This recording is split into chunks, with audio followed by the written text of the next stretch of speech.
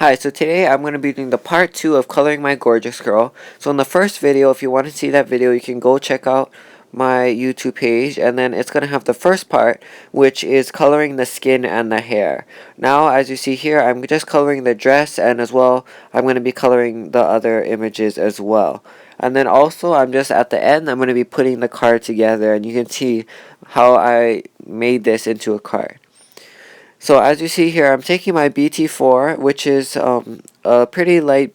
It's like a minty. It's like a aqua kind of color or teal kind of bluish greenish color. It's pretty much more on the greener side. But as you see here, also with BT6, it's on the like a greenish turquoise side. But as you see, when I did BT7, which I used the bows, the bows are BT7. You can see it's much more of a blue color than what the BT4, 5, and 6 are.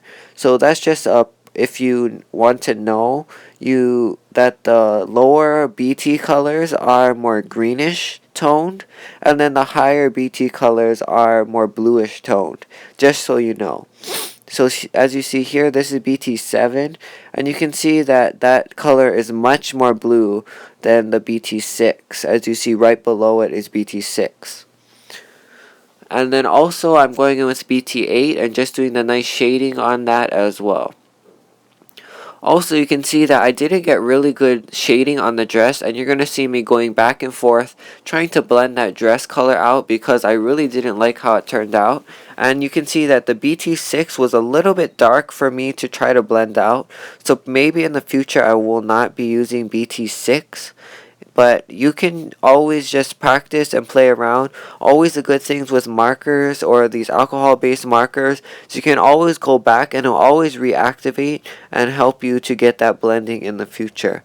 Now, I don't want it to get oversaturated and start bleeding outside of the lines. So to do that, I want to make sure that I don't do too much blending on that area because I don't like the blending still yet, because I don't like how it has those harsh lines between the colors. So I'm going to go back and try to blend it out a little bit more, but that's going to be toward the end of the video, just so that it takes a little bit of time to dry now, and then later I can go back and try to blend out more of it. I'm using the BT7 again and just doing the socks every other little stripe here. And again, you don't need to get perfect right in the line. You're going to go outside of the lines a little bit, but that's really not going to be a big deal. I'm just going to go ahead and also take BT8, and then I'm going to be making it, because it's a circular area, I'm going to be shading from the left and the right, making the glare spot in the middle of her leg. And that's going to make it look really circular, and that's what you want to do for this kind of image, or that kind of for the socks. Also, I'm just using BT5 in between. So again, you can see how BT5 is much more greener toned than BT7 is much more blue toned, just so you know. I'm using BT6 as well and taking that to do some little shadings on the edges as well. And because it's such a small spot, I'm not going back to go ahead and blend it. Now I'm going with BT5. I'm just going to go ahead and color the shoes. I'm trying to avoid that star because I'm going to be coloring that with BT4. So I'm just trying to color the little shoe in there with BT5. I'm going to go ahead and shade it with BT6. And those two colors blend much easier than the BT4 to BT6. So just so you know, in the future, BT5 and BT6 I'm probably going to be using more often because I really like the color and the shade. It's a nice turquoise color, but at the same time it blends really easy between BT5 and 6. Compared to that 4, I'm still wasn't so happy with how it turned out of the blending. Now every color is going to be a little bit different when you do the blending. Some colors are going to be really easy to blend, especially yellows are super easy to blend. Now this particular green wasn't that easy to blend, and I'm just going back again and trying to blend out that dress a little bit more, and it seems to be blending a little bit better now. Now sometimes again you have to wait till the paper just let it dry a little bit and go back and color it, just so that you don't get oversaturation and it starts bleeding outside of the lines. So just make sure that you do that and you wait a little bit and maybe go back. So you can see I colored the leaves in with the CG1. I'm taking CG2 just to make some shadows. And I'm just going back with CG1 to do a little bit of blending. But they blend again pretty well. Yellow based tones again blend much easier. So those, even the CG colors they're yellow based green. So they really blend way easier than some other colors. Sometimes with darker blues and things, might have a hard time.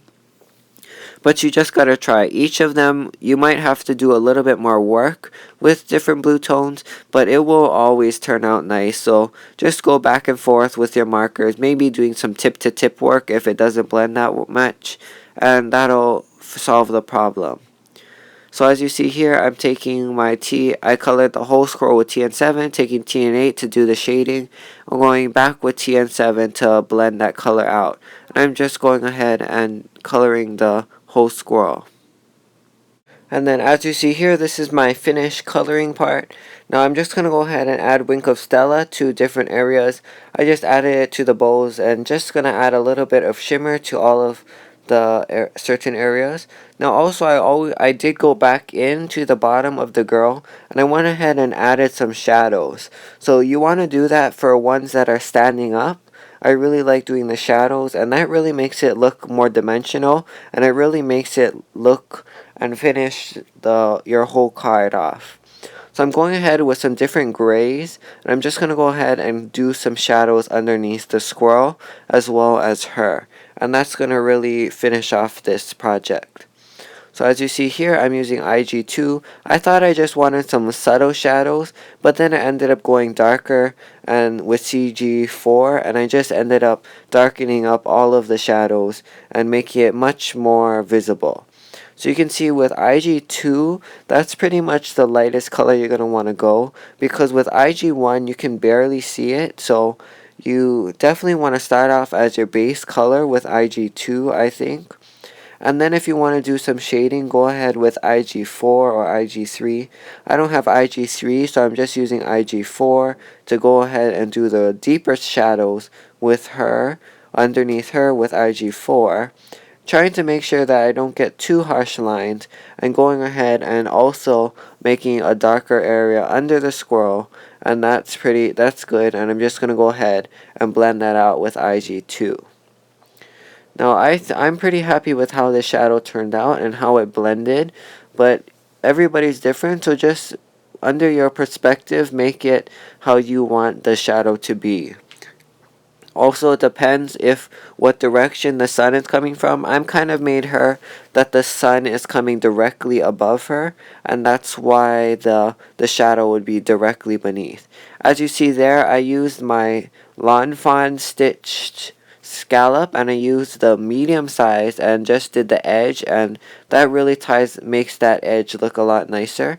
I'm using this Irresistible Pico Embellisher from Imagine Crafts or from Sukaneko instead, and then I'm just going ahead and adding this clear shimmer. This is the clear shimmer Irresistible Pico Embellisher, and this really makes it look nice and glossy, and I really like how it turns out. It makes it look like glossy accents, but the good thing is it has this super fine detail tip, which I really like, and I know Jennifer Maguire made or put these kind of thin tips on her glossy accents and multimedia matte bottles, but I don't have it yet, so I'm using this, and I really like too that it has a nice subtle shimmer too, so it makes it even better than glossy accents as well. As you see here, this is a heart with some lines. It's also from the same stamp set. I'm going ahead and using this Memories soft silver ink pad, and it's like a pigment ink. It says dye ink, but it's on a foam pad, so it's more like a pigment ink. I'm just going and stamping that to give a nice subtle heart to the inside of the card.